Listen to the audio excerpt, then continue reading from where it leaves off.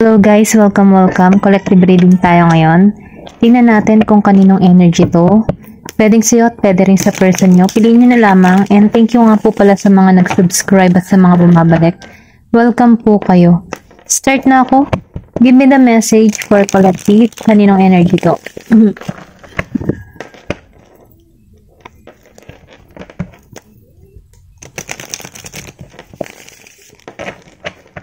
Give me the message for collective. Kaninong energy to?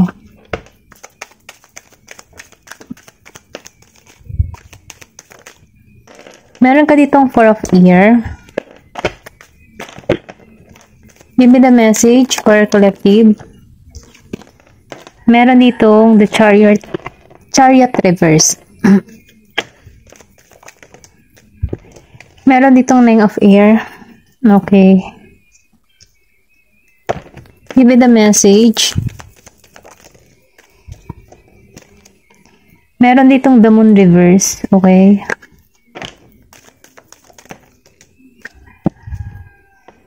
Judgment. Give me the message. Water. Ace of water reverse. Ay, sorry. Yan, ang daming gusto sabihin, pero isa lang kukunin ko. 7 of air, reverse. Okay. Give me the message for collective. Kaninong energy to? Meron ditong 3 of air. Okay.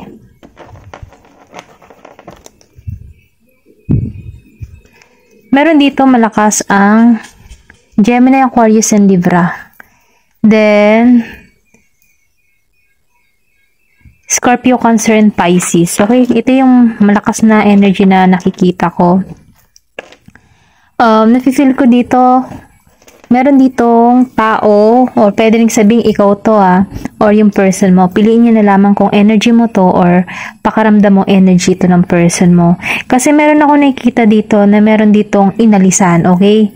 Meron ditong masakit na pangyayari na kung saan na-stuck siya sa sitwasyon.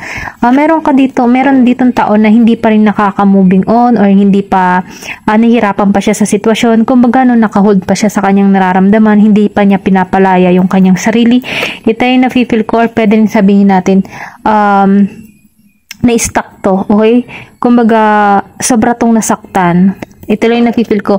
Yung tipo bang nasasaktan siya, pero kinikim-kim niya, hindi niya sinishare yung kanyang nararamdaman.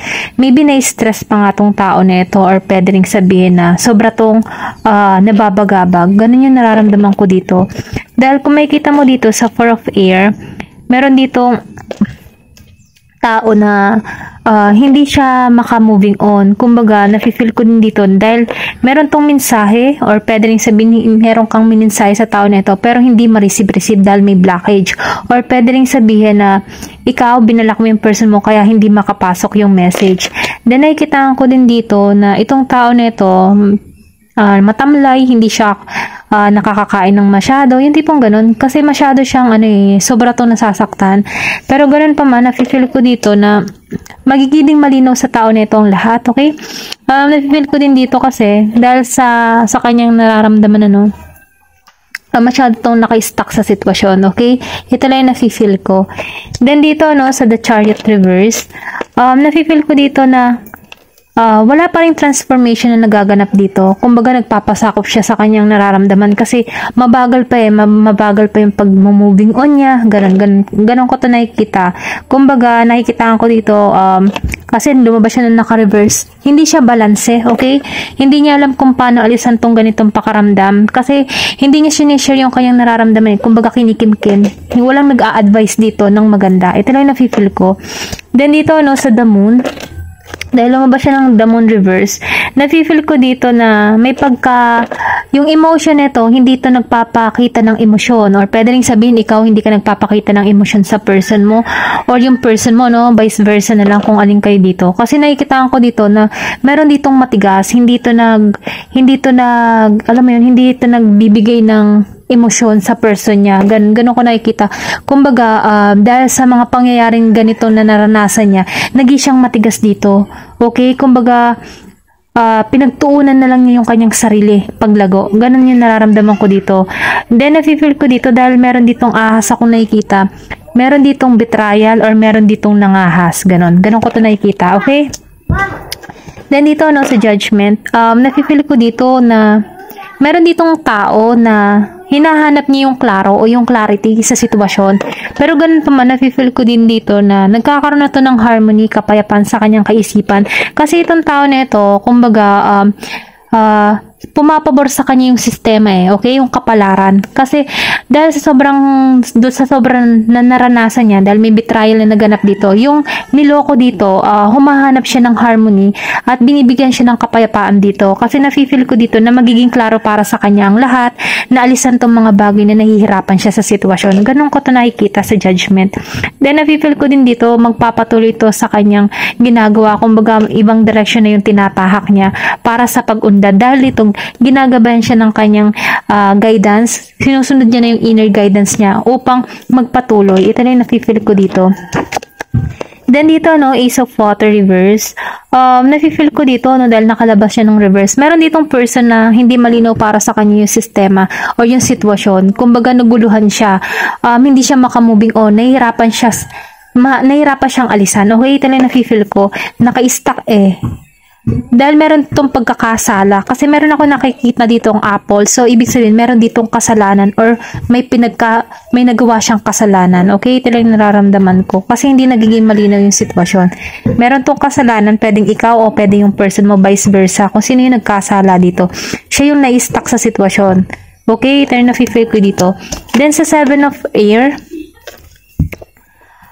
dahil lumabas siya na naka-reverse, nakikitaan ko dito na mas pinagtutuunan ng tao na ito yung kanyang pag-unlad, yung sarili niyang pag-unlad, okay? Kasi, kumbaga before na nagigitong mapagtiis, maybe alam niya din na binibetray siya or niloloko siya, pero nagtiis to. Pero ganun pa man, dahil lumabas na to na naka-reverse, natuto na to, kumbaga natauhan na to, kumbaga, sa pagtitiis niya, sobra na yung ginagawa ng person niya, kaya na na umpog na, kumbaga natauhan na to. Ito lang nafe-feel ko, parang mas pinagtuunan niya na yung sarili niya. Kumbaga, naiisip ng tao nito na hindi dapat siya sinasakta ng ganun, kasi harapan na rin ng panluloko ng tao niya sa kanya. Okay, ito lang nafe-feel ko. Pero itong tao nito, inaalisan niya na to, okay? Ayaw niya na ma-stuck sa sitwasyon. Dahil lumabas ng 3 of Air, so positive nga na meron ditong betrayal, may panloloko, may third party, or pwede rin sabihin inabandon na, okay? Ito lang yung nakikita ko, meron ditong pangyayari na kung saan inabandon na siya sa sitwasyon. Meron ditong Libra energy, or pwede rin sabihin ikaw yung Libra dito o yung person mo, okay? Kasi meron ditong sinilent treatment, inabandon na, niloko, binetray, inilasan siya ng walang-wala, talagang sobrang pain. Pero ganun pa man, nakikitaan ko dito na mahanap mo yung susi para sa iyong sarili, yung tagumpay mo. Ito lang yung nakikil ko. Tingnan pa natin kung ano pa yung mensahe para sa'yo.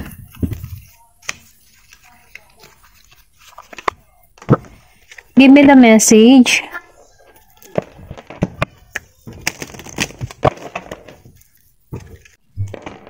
Give me the message for collective. Meron ditong your mind is an alter source of energy. Kumbaga, nafe-feel ko dito na mas sinusunod mo na dito yung kaisipan mo. Nakikitaan ko dito na mas nagigikang ina-analyze mo na, okay? Nararamdaman ko din dito na mas inuunawa mo yung sitwasyon. Kumbaga, nagkakaroon ka dito ng positive mindset na kung saan tinatanggalan mo na yung masasakit na pangyayari sa'yo. Okay, ito lang nararamdaman ko. Mas tinutuon mo yung tamang path para sa'yo. Then, meron dito, you are divine face of the universe. Kumbaga, nalalaman mo sa sarili mo na mahalaga ka, nalalaman mo sa sarili mo na pure ka, na hindi ka dapat ganituhin or tratuhin ng ganito ng person mo, okay? Kasi nakikitaan ko dito na binibigyan or pinapaisip sa'yo ni universe na ikaw ay worth it kang babae, worth it kang lalaki, na dapat hindi ka ginaganito, okay? Kaya nakikitaan ko dito na ibibigay sa yung right person na kung saan yung divine counterpart mo. Ito lang nararamdaman ko dito. Give me more information. Ayan, raise your vibration is a mantra that calls me to light. Kumbaga, pinapayuhan dito na kailangan mong ipataasin yung vibration mo, no? Nang sa ganun, positibo yung ma-attract mo. Then, nakikitaan ko din dito na mahanap mo yung kaliwanagan within yourself. Kumbaga, mauunawaan mo yung sitwasyon mo. Kasi, maybe pumasok din sa kaisipan mo dito yung parang hermit mode na nagmuni-muni ka, ginagamitan mo na ng kaisipan, kumbaga nilalawakan mo yung pangunawa mo, then natatauhan ka dito. Give me more information. Ano pa yung mensahe? Meron ka dito na where there a will, there's a way. Kumbaga ano sinasabihan ka dito na matatagpuan mo yung daan or yung tamang daan para sa yung sarili. Kumbaga ikaw na yung kikilos or ikaw na yung gagawa ng paraan para mabago mo yung sistema or mabago mo yung para sa'yo, okay?